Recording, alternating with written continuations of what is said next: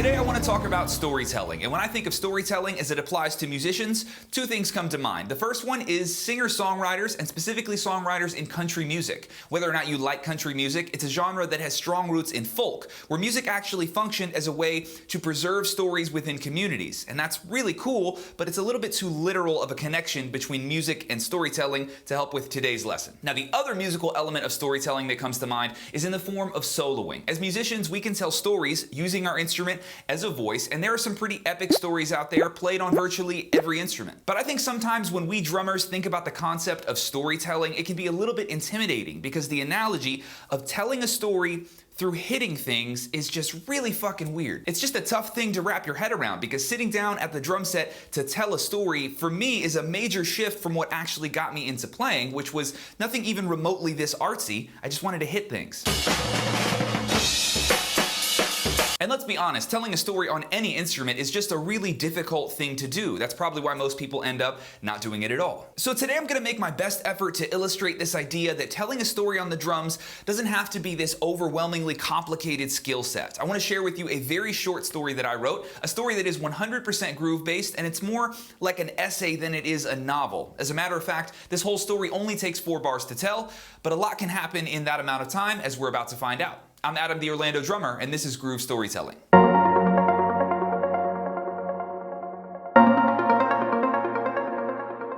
In our first measure, we're starting out with 2 beats of 16th notes, and I see this as a standard paradiddle, right, left, right, followed by an inverted paradiddle, left, right, left. All notes are up on the hats except for that left-hand backbeat, and you can see that we're surrounding that backbeat with kick drums underneath all of those nearby right hands. This set of 8 notes is actually how we're going to start every measure that we're learning today, so don't skip this part. Let's try it out at 60 BPM.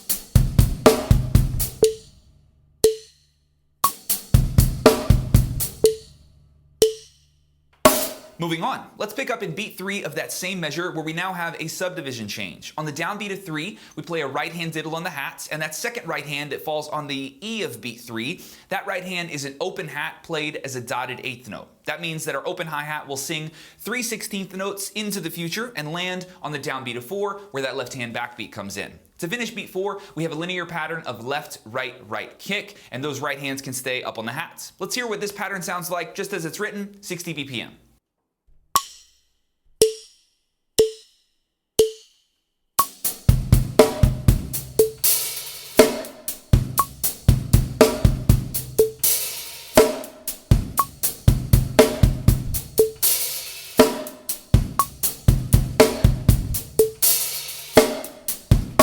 Now I do have one catch for you before we move on. This is our first measure, meaning it's the beginning of our story. And in the beginning of any story, it's important that we do something to grab the listener's attention. I don't know about you, but if I don't like the first episode of a TV show or the first chapter of a book or the first 10 minutes of a podcast, I'm not gonna finish it. So when I start this groove, I like to add a kick drum 1/16th note before the groove actually begins, and we would call that a pickup note. This kick drum would fall on the of beat 4 in the previous measure, and this creates this initial impression of weirdness in the groove. And I think a good story oftentimes starts out with something odd just to grab the listener's attention early. So now let's try out that first measure again at 60 and 90 BPM this time, but now we're gonna add in that single kick drum as a pickup note just before the downbeat of 1.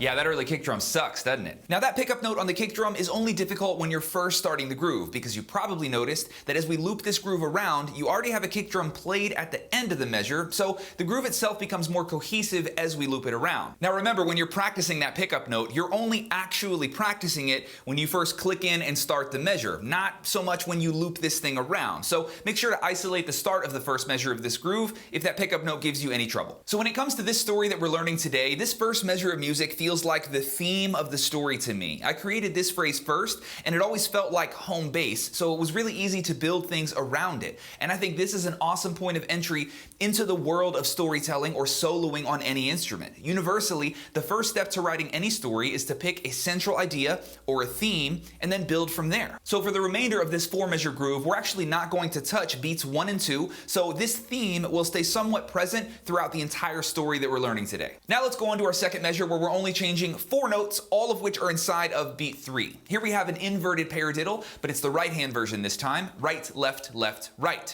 We're ghosting those left hands in the middle of the beat, and I should also mention that these are the only 2 ghost notes inside of this entire 4-measure thing that we're learning today. So this feels extra fusiony to me when I play it, but the challenge of the measure isn't really those ghost notes. For me, it's that barked hi-hat on the of 3. This is a really tough spot of the groove because it leads directly into that left-hand backbeat on the downbeat of 4, so you gotta take your time here to make sure that this is really clean and precise to get that funky, fusiony, Yost Nickel, Garibaldi kind of feel. Let's try out our second measure at 60 and 90 BPM.